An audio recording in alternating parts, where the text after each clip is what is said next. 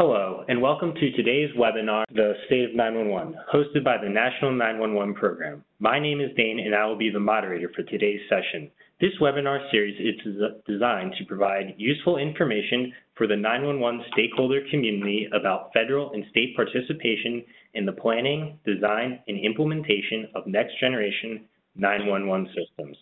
It includes real experiences from leaders overseeing these transitions throughout the country. Today's session features two presentations. The first, led by Amanda Hilliard, the Director of Outreach for FirstNet, and the second by Kelly Merriweather, the Executive Director for the Texas Commission on State Emergency Communications. Both sessions will feature a short Q&A period after the speaker's presentation.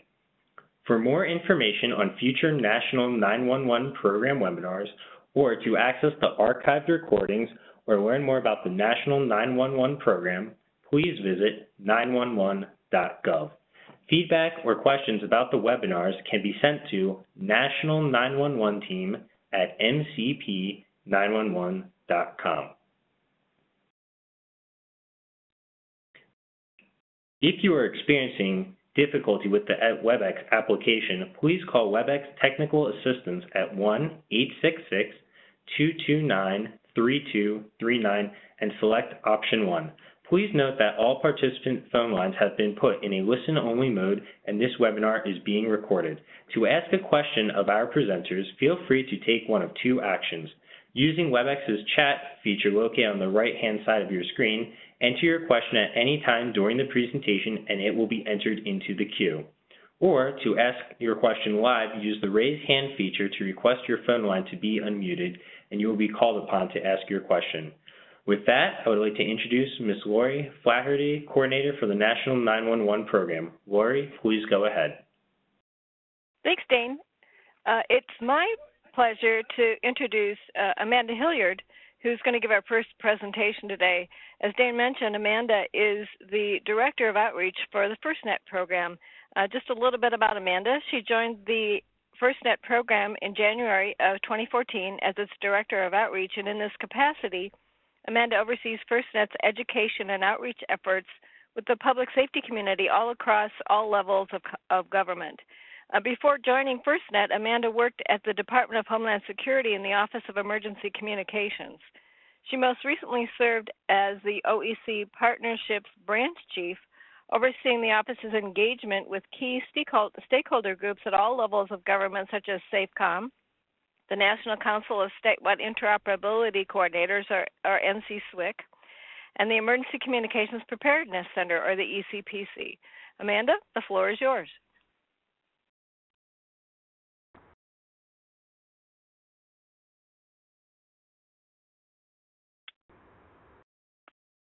Thank you, Lori. I just wanted to check, can you hear me okay?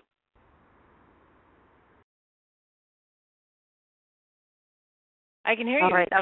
Okay, great. So thanks, everyone, for joining, and I appreciate Lori having the opportunity to present to the group today. What I'm going to do is give you a brief update on some of the latest activities that FirstNet has been working on, and also give you a preview for the future of what we have coming down the pike.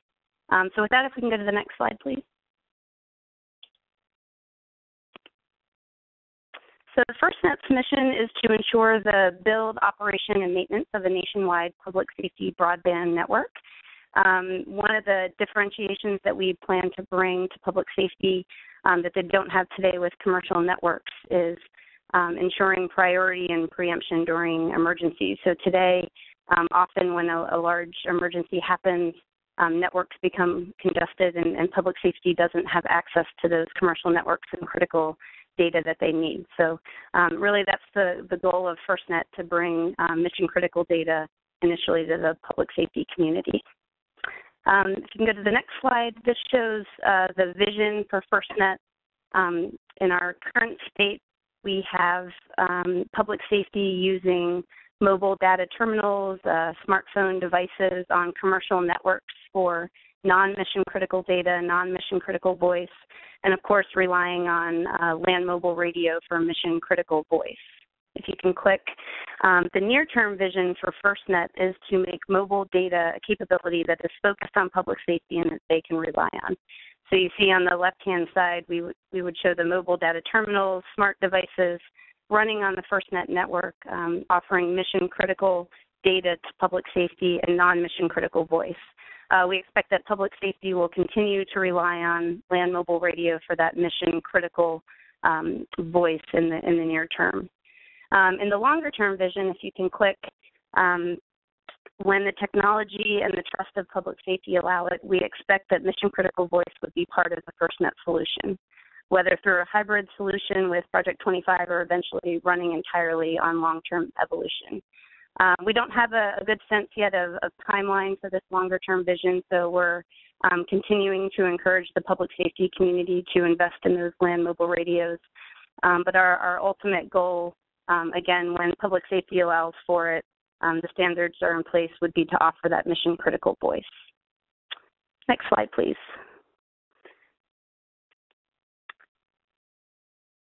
So FirstNet shares a lot of common goals with the next generation 911 effort that's probably very familiar to all of you. Of course, both efforts are working towards modernizing today's public safety telecommunicators technology, updating voice-centric legacy systems to an IP-based architecture to allow for telecommunicators and first responders to get information in multiple formats, both from the public and to share between each other. Both programs represent a national focus, aiming for broadband connectivity in urban, rural, and remote communities. Of course, improving emergency response.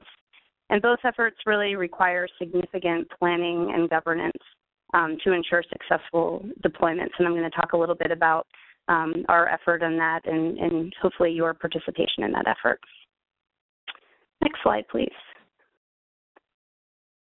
So I want to talk briefly about our current roadmap here at FirstNet. We want to make rapid progress, of course, for public safety to bring this much-needed network to reality. However, we need to balance the need for robust design and cost-effectiveness, making sure that we do our due diligence to get significant input from the public safety community. So at this time, we believe we have a number of milestones, which you see here on the slide, that will serve as checkpoints for us to ensure we're on track to meet within the roadmap and reach our goals. If you can click one or two more times, please. We've started formal consultations. We did a public notice and comment, which I'll talk about in a minute, and released a comprehensive network request for information. So we are actively working down this roadmap. You see a number of steps here that I'm going to go through in a little more detail. But this is really our goal for the next year to work towards many of these activities. And I would just note, as we travel along this roadmap, we may determine that some of the assumptions we've made are flawed and change course accordingly. We could change the order or the actual roadmap itself. So we want to be a little bit flexible. But again, we believe that we've charted out a course to prove out a successful network for public safety. So now if we can go to the next slide, I'm going to talk a little more detail. We've got two key efforts that we're working on within FirstNet. One, our draft RFP for a comprehensive network solution, and two, consultation with the public safety community, again, to ensure this network meets public safety's needs. And really, these two efforts go hand in hand with the consultation process feeding into our acquisition process. So in September of this year, FirstNet released a request for information, an RFI, which included a draft statement of objectives for a comprehensive network solution. And what this document, the RFI, did was it provided interested parties, the general public, public safety, the vendor community, with greater visibility into our proposed direction for network deployment. We outlined a number of statement of objectives, so a performance-based approach for our acquisition, in which we're not dictating a specific technical or network solution. Rather, we provided some performance-based objectives and are looking to encourage the vendor community to offer innovative solutions to meet public safety's needs. So we put out these statement of objectives and asked a number of questions around them. If you can go to the next slide. The next slide here shows some of the topics that were covered in this request for information, in which, again, we were looking for feedback from both the public safety community and the vendor community, so around pricing, rural milestones, speed to market, priority and preemption, integrating infrastructure, provisioning. So a lot of key topics, and we got a lot of great feedback to inform our acquisition process going forward. Next slide, please. The other big effort that we had in the last couple of months was we released a public notice and comment also in September, and we're using this process to seek, again, broad feedback from the public safety community, from industry, on a number of areas within our legislation that were a little bit unclear. This is not a required process, but something that we think is very important and a great opportunity for FirstNet to, again, consult with the community, to be transparent, put out some of our thinking, and get a lot of good feedback on that. So the next slide shows a number of topics that we included in this first public notice that we put out. We were seeking feedback on our proposed definition for certain network elements, including the core and the radio access network, network users, services, RFP standards, the definition of rural, existing infrastructure, and fees. And as you might imagine, we got a lot of really great input from the community, the public safety community in particular, a lot of feedback on network users and the definition of rural. So if you can go to the next slide. In terms of these two important efforts, the RFI, the Statement of Objectives, and the public notice, if you can go to the next slide, please.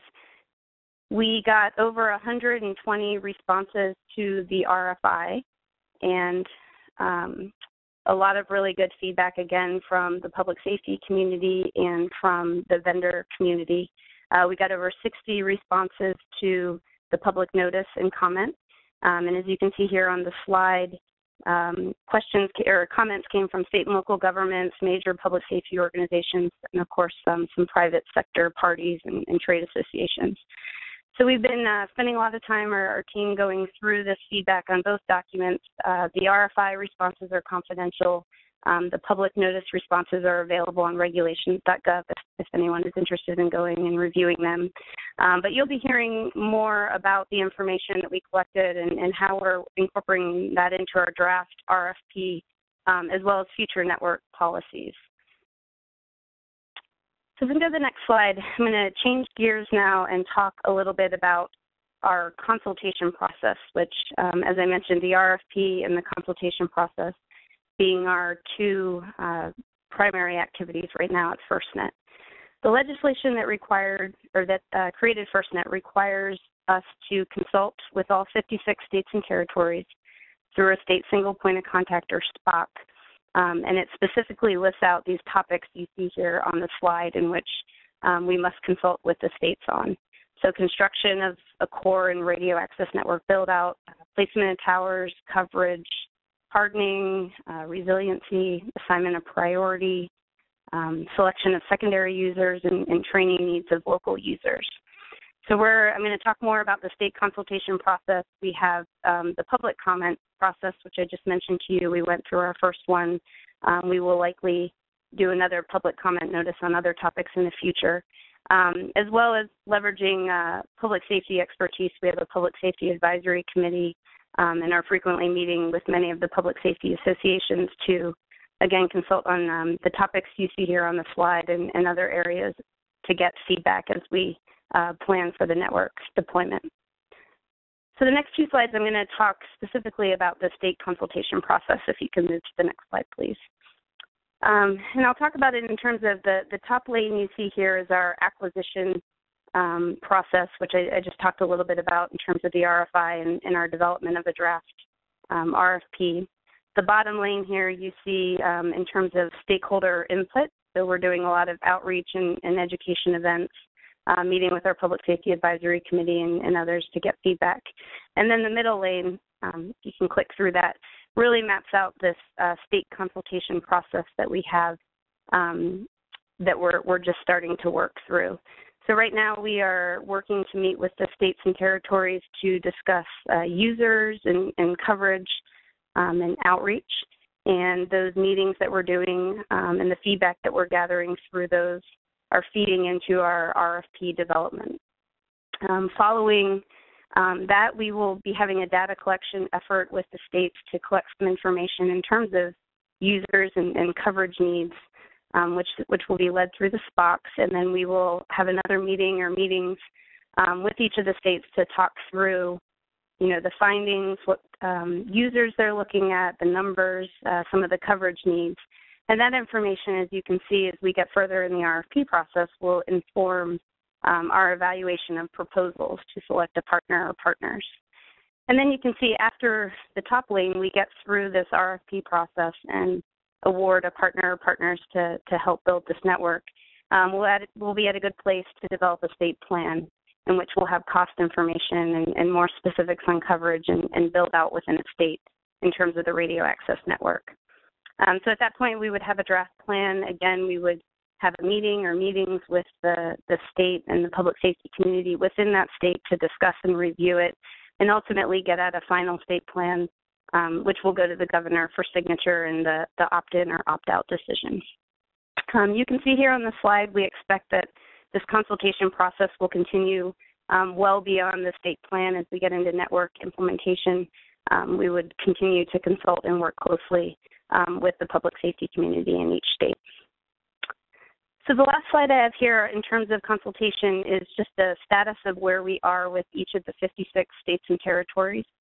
In April of this year, we released an initial consultation package that's available on our FirstNet.gov website on the consultation page.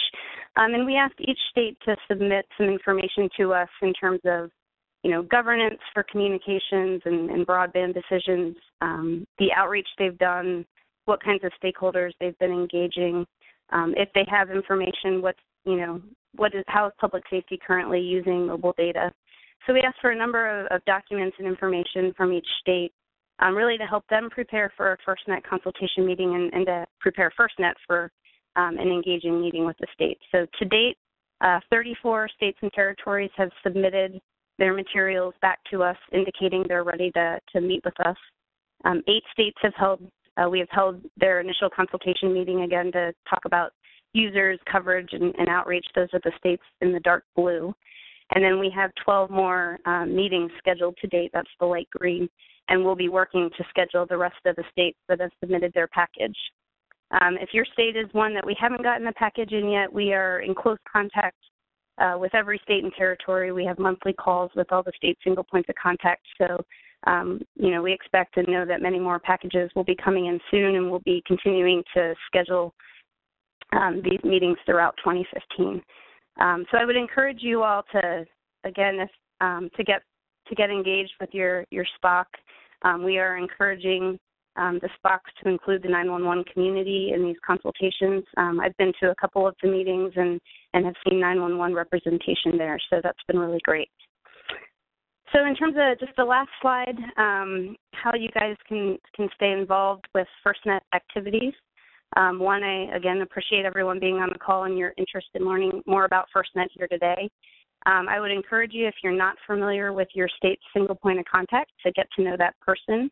The SPOC contact list is on the FirstNet.gov webpage. If you go specifically to our consultation page, you can get the name and phone number and email address. I would encourage you to participate in our processes. So I mentioned we'll likely do another public comment process, which I would encourage you to participate in and review. Consultation meetings, if we've already had a meeting within your state, I would encourage you again to get in touch with the SPOC and consider participating in future meetings. Most of the SPOCs are very active doing outreach, and they have some grant funding to do that. So I know, again, if you didn't make the consultation meeting, I'm sure there's many other outreach engagements that are happening within the state. Our FirstNet.gov webpage has a lot of great information. On our resources page, where we do a couple blogs every week, so that's another way to stay connected. And then we have a pretty active social media presence. So Twitter is a great way to get the latest updates. I also just wanted to note our FirstNet board is meeting next week in Salt Lake City, Utah. Those meetings are open to the public. They're also webcast on our website, so you can, if you're interested in hearing a little bit more, the 4 committees meet on Tuesday, and then the full board meets on Wednesday, and there's a lot more information on our website about the agendas and how you can participate in that. I think that concludes my briefing. All right, thank you, Amanda. We'll start the Q&A portion of our session. As a reminder, to ask a question, please use the WebEx chat feature located on the right-hand side of your screen, or press the raise hand button so we can unmute your phone line. The first question comes from James, and he asks, has FirstNet done an assessment of how ready the public safety legacy applications-based CAD, MAP, GIS, mobile, RMS is ready to support NG911? Does FirstNet believe that the current application installed base can be interfaced to NG911 cost effectively? So I think, John, it sounds to me like that question might be more appropriate on the NG911 side than the FirstNet side, if I was understanding that correctly. So this is John Tremonti. I think that there's going to be an opportunity for FirstNet to be looking at applications in the mobile environment, and maybe you could talk a little bit about that and some of the work that FirstNet sees in the long future about application development. And there will have to be some overlap, I think, between the CAD applications and the PSAP specific applications. Okay, yes. There'll have to be discussions later on. Okay. Yeah, and I would just note, so we are building up our Chief Technical Office team and plan to hire a staff to focus specifically on applications. We have been doing, we do have an MOU in place with APCO, who I know is doing a lot of work on applications and has a number of applications out on, they have a web page where they've listed a number of applications that they've reviewed and tested. So I think a lot more information to come on that topic. Of course, right now our focus is really on, building the pipe and building the network and bringing that to reality. But of course, I know applications is something that is key, and folks are very interested in talking about how we're going to use the network. So I think more information will be coming forward on that. Thank you, Amanda. This next question comes from Mike, and he writes, I work for a PSAP in Rio Blanco County, Colorado, and the local county government is building out a county-wide broadband service in the next 1 to 5 years. Additionally, Colorado is very active in moving forward with FirstNet. I am wondering if there's going to be any funding available to my dispatch center through FirstNet to purchase items such as cameras, systems, smartphones for FirstNet responders, etc. If not, is there any other grant funding that may be available? Yeah, so FirstNet currently is not, we do not have a grant program. There is a state and local implementation grant program that the National Telecommunications and Information Administration, which is in the Department of Commerce, administers, and all 56 states and territories have been granted, 54 of the 56 states and territories have grant funding through the SLIGB program to plan for FirstNet outreach and consultation and governance activities. In terms of FirstNet, I mentioned the consultation process, and we'll be working to develop a plan for how the network would be deployed in each state and territory. If the state decides to opt in and move forward with the FirstNet plan for the network, FirstNet would pay for the costs associated to building, operating, and maintaining the network. If the state chooses to opt out, the state would be responsible for those costs, and there is some opportunity for some grant funding, again, through an NTIA program for that. But at this time, FirstNet does not have any grant funds that we would be offering. All our funding will be going into building the nationwide network. I would note, and Lori may want to add on to this, but the Office of Emergency Communications has a web page through their SAFECOM program, safecomprogram.gov, and they have a list on their website of all the different grant programs that fund emergency communications activities, so that might be a good resource to check out for other grant opportunities. Thank you. And I have another question here from Bob, and he asks, will this broadband network also be used as the backbone for a state's EZNet for NG911? So I think all the details, the technical details still need to be worked out, and I'll admit I'm not a technical person, but there clearly has to be integration between the two systems because, you know, we want to ensure that as NG911 evolves and you have, you know, the public sending photos or videos or whatnot to the dispatch centers, we need to ensure that the dispatch centers have, the telecommunicators have the capacity to, and the network in place to get that out to the responder in the field that might need that. The specific details of how that will happen, it's too early to tell at this time. I don't have that information. All right, and our next question comes from Roger. I'm going to unmute your mic, Roger, so go ahead. Okay, well, it's not so much, well, it's sort of a question, I guess. So Roger Hickson, I'm the technical director at NENA. It's particularly pertinent, I guess, to the last question. You've included some material in your screens here that talks about similarities between NG911 and FirstNet, but there's two dissimilarities that need to be clearly understood, I think. NG911 runs on a dedicated IP network that's terrestrial, think of it as terrestrial broadband, I suppose, and supports emergency communications between citizens, if you will, and PSAPs, whereas the National Public Safety Broadband Network, commonly referred to as FirstNet, runs primarily on a wireless broadband network and supports the dispatch to field responders and various other types of users. So there, you could say that NG911 and its network is on the left side of the diagram, and FirstNet is on the right side, supporting two different kinds of approaches in terms of public safety communication. So it's always good to realize the differences between the two.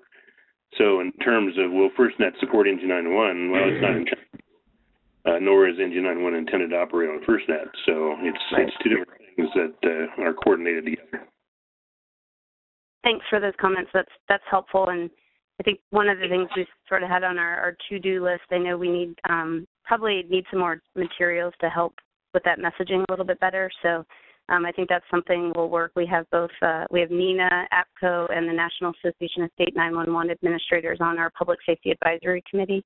So I think, you know, we'll work with those groups to develop some more materials to help with that messaging, as well as working with Lori and her team. So thanks for that. Yeah, certainly John and myself and Lori could provide you that information. But if you want to do it through the other process, that's fine too. Okay. Thanks. I think we can do it both ways. So that would be great. Thank you.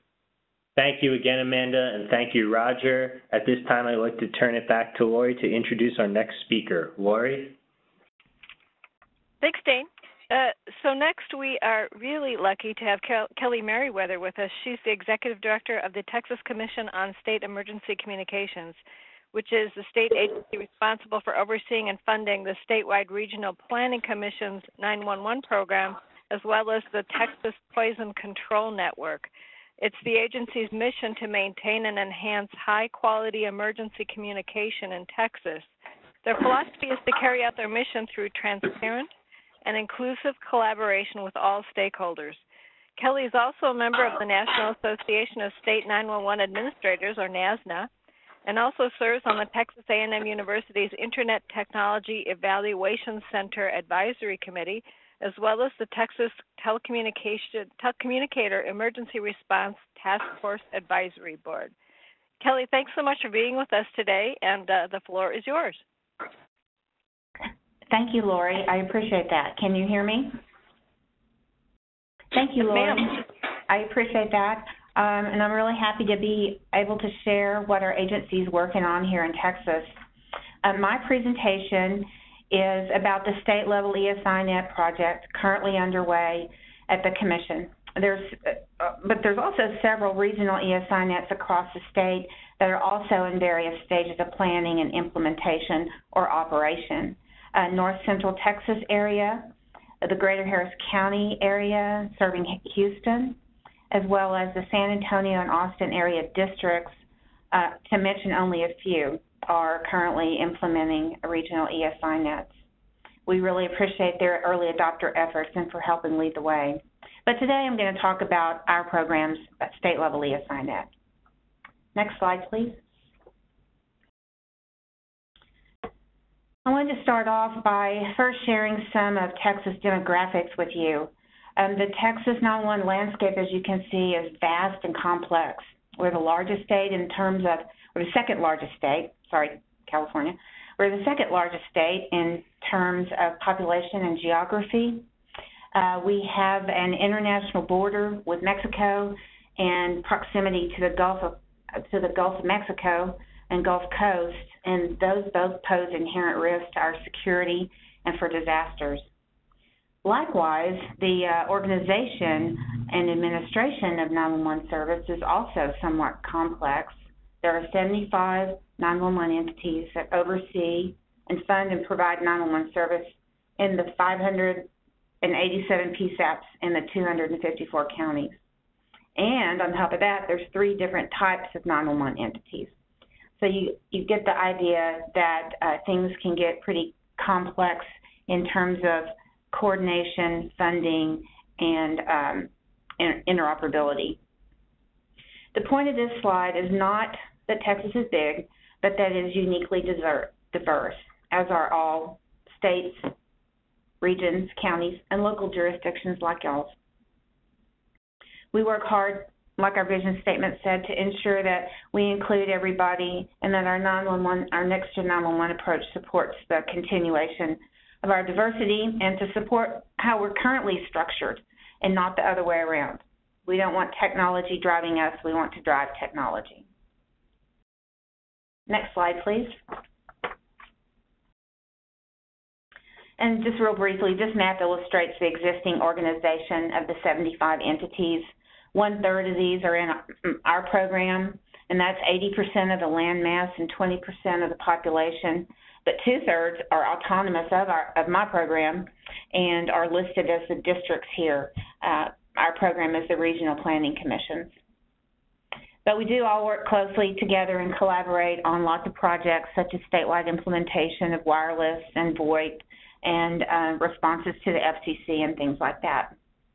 Our goal with NextGen 911 is to design a system that our commission can support the 911 entities in our program, the regional planning commissions, and so that the emergency communication districts can either implement their own interoperable systems or use the state systems if they choose to do so. Next slide, please.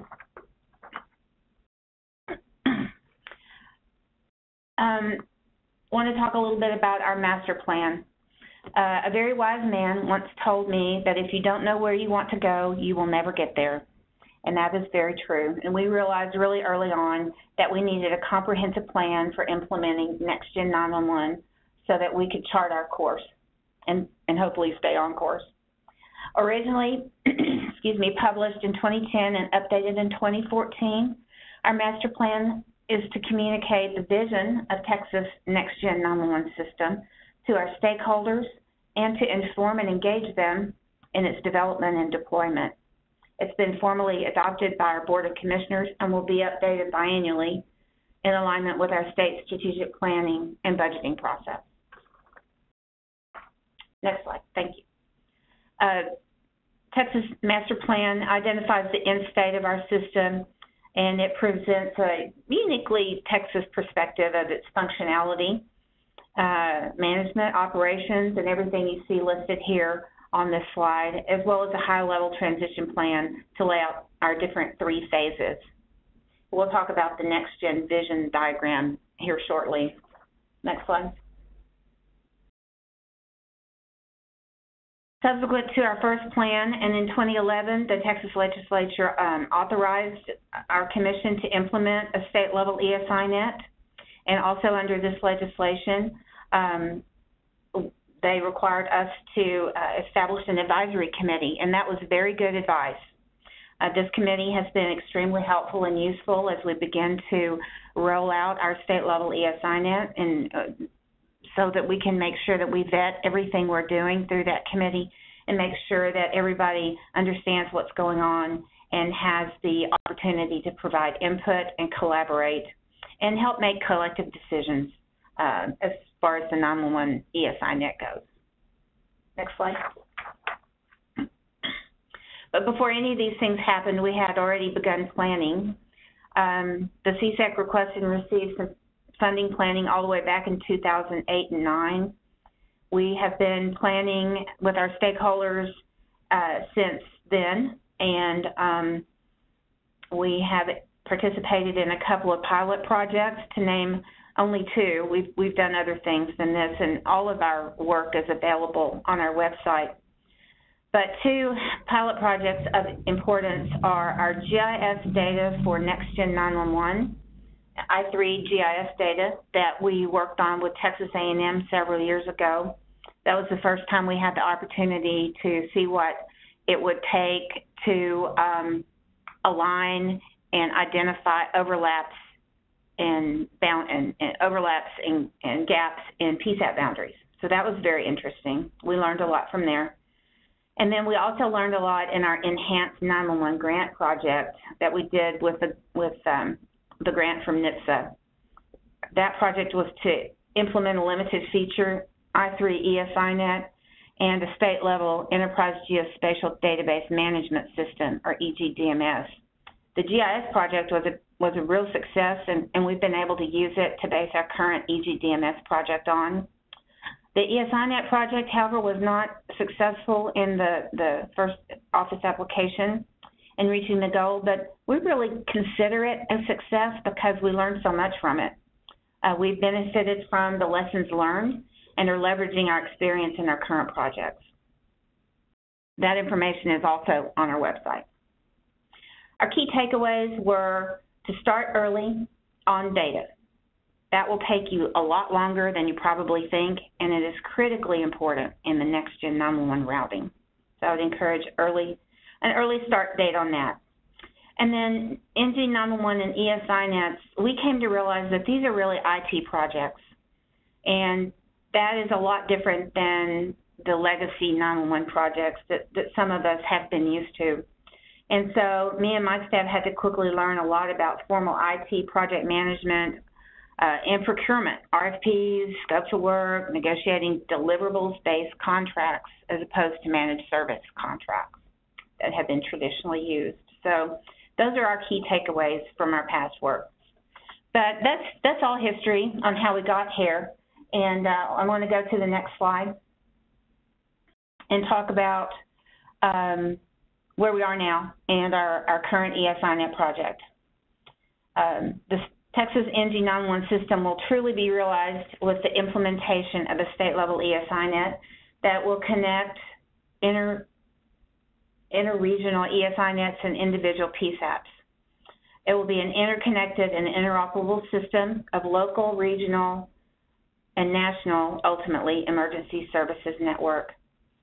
Our project will be multi-phase and will enable the eventual decommission of legacy infrastructure. An important and key part of this first phase that we're in right now is the adoption of standards and policies for the state-level ESINet.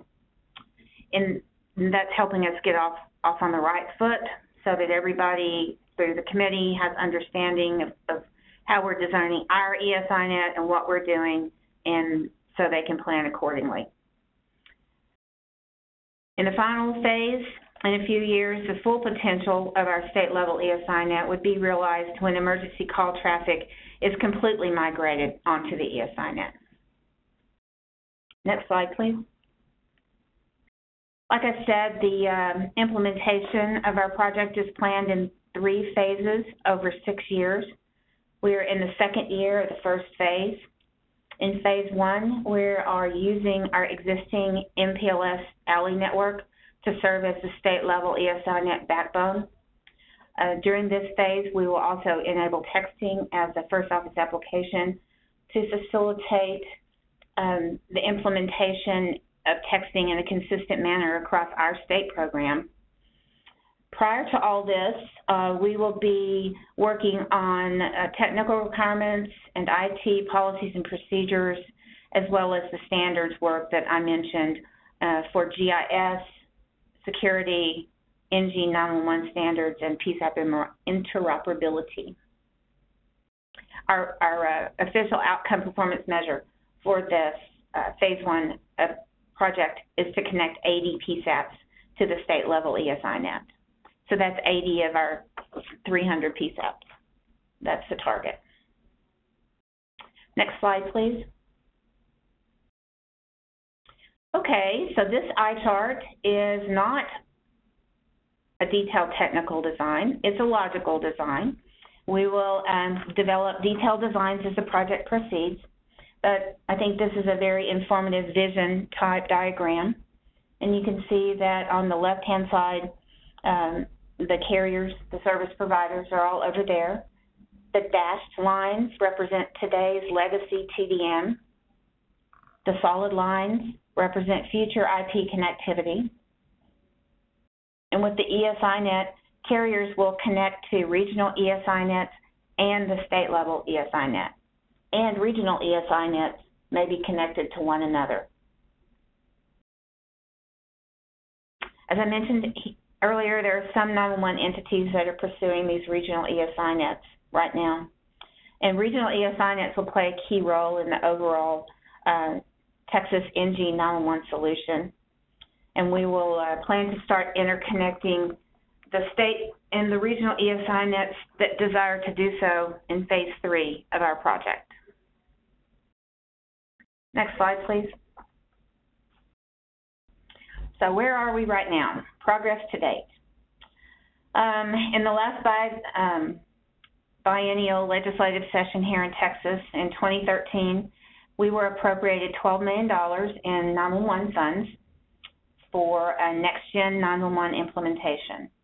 We received about $5 million for the geospatial database initiatives in 2014, and about $7 million for the state-level ESInet phase 1 in 2015. Since then, I think we've made significant progress, considering we're only about 16 months into this time period. We've developed a project charter and an implementation plan and a budget for phase 1. We've procured scopes of work with our service providers. We are using a systems integrator and subject matter expert approach to an owned and operated system.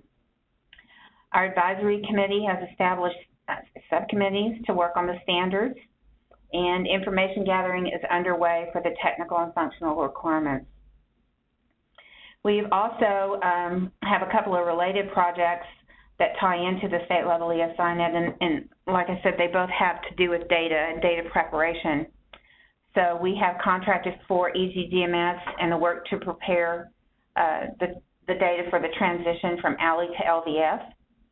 And we are procuring a new contract for ALI to LVS services.